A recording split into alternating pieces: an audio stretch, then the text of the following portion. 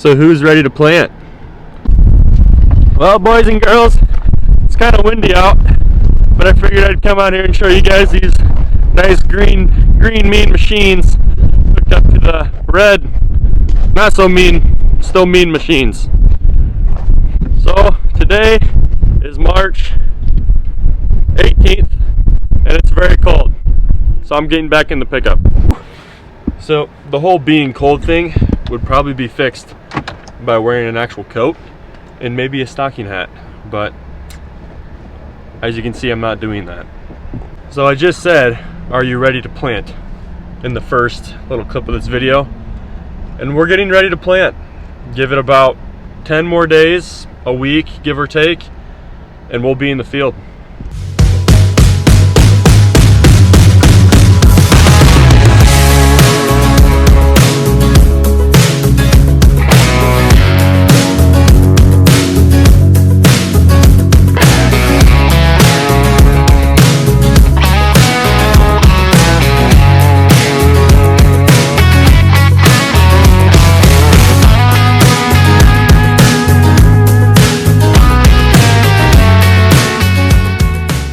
So those green machines and the red machines are what will hit the fields first. And I know if you guys have watched the videos in the past, you know that, because the first video last spring was me and a field cultivator smoothing out all the ground, getting ready for these things. Now, before we get into today's video, I want to make sure that everybody knows and understands that you must like and subscribe. And now we can enjoy today's video. And to the average Joe, this might just look like a field cultivator, and you'd be right. But to me and my family and our operation, they are so much more than that. I did a video this winter on our custom-made air seeders, and here's what the final product looks like. So you got I believe that's a 590 John Deere 9RX hooked up to a air seeder cart. That's 270 bushels of storage, I think. We can check that. And here's the air seeder, which I've done a video over. I will leave the link to that video in the bio. Nice. I was right for once. So as I get my cardio in for the day and walk up to the top, you can see it's a very long implement, counting the quad track, the air seeder cart, and the field cultivator. I don't know how long it is, but it's very long compared to a hopper trailer. It's, I'd say, about 2 hopper trailers long. So it's very long. I think I just said the word long like 15 times. But anyway, this machine will go behind the field cultivators. So we'll hit the cornfields of last year. So since our rotation is corn, beans, corn, oats, all the oat fields will be coming from corn. So those will all be ripped and spread chicken litter or hog manure on. And then in the spring, we'll hit it with the field cultivator, smooth it out once. Usually we only hit it one time. Since they were disc ripped, they're not super rigid. If you remember from last fall though, we did leave the disc up on some fields, so they might be a little bit more rigid. So we might just have the field cultivator set a little bit lower.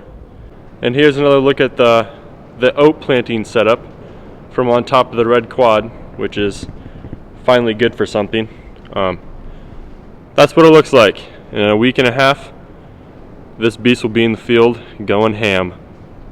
So after a brief explanation of oat planting, this is the roller. I haven't done a video on that.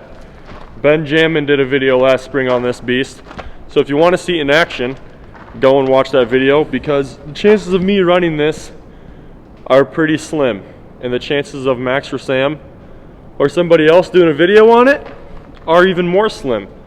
So this is what the roller looks like.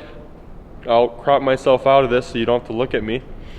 It is a 60-foot roller with a Hudson-Bickler air seed system on it.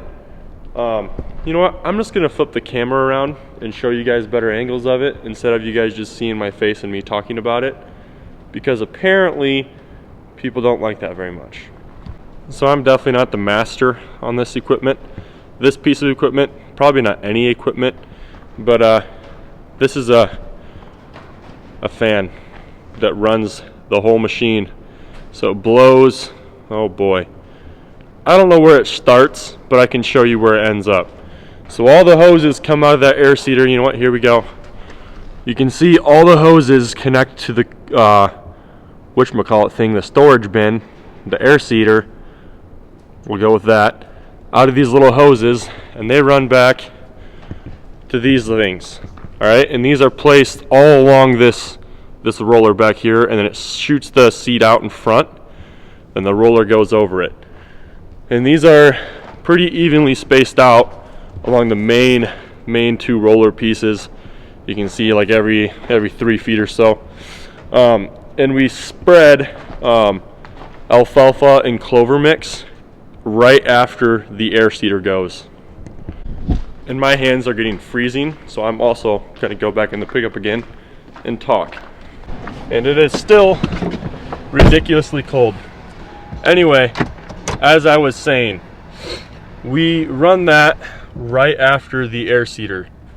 So whenever it's dry enough, I guess. So if we air seeded a field and it was dry that same day, we would run it over with the roller.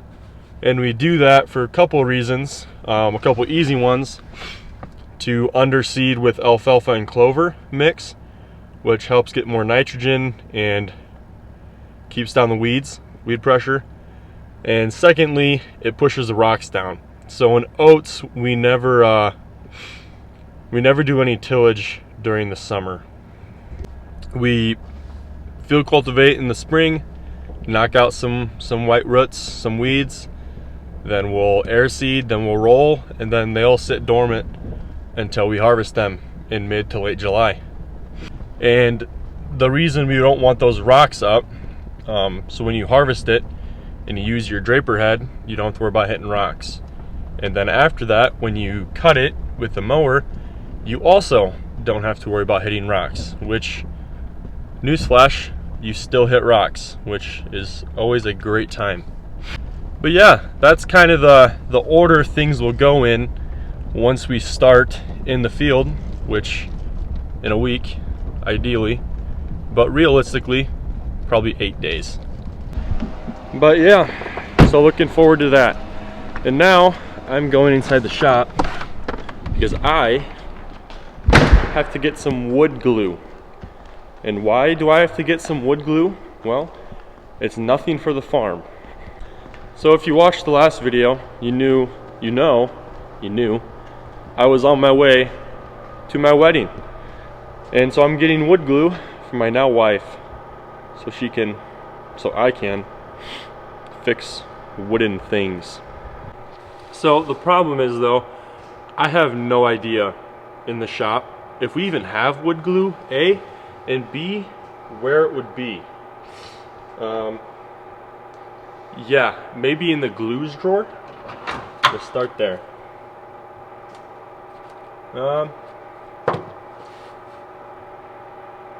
We might have to make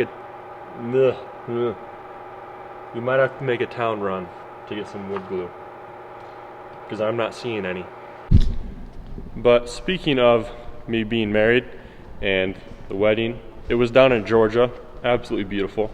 I'm gonna put some drone videos now and some pictures of some of the hikes we went on, some of the waterfalls, which were awesome, and yeah, then we'll close out the video.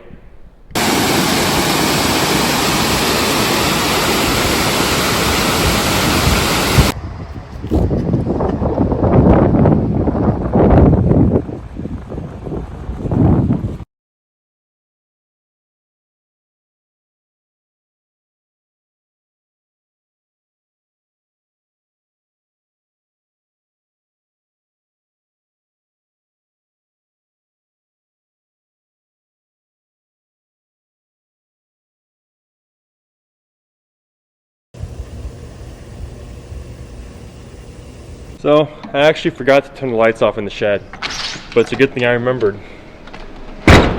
Anyway, I want to thank you guys for watching today's video, and I want to thank you for everyone that's viewing this video for liking it. It really means a lot to me, and my love for watching numbers go up. And if you enjoyed looking at all the videos and pictures of the wedding and the honeymoon, tell me what you liked the most. Which waterfall? My personal favorite was all of them, but apparently that's not a fair answer.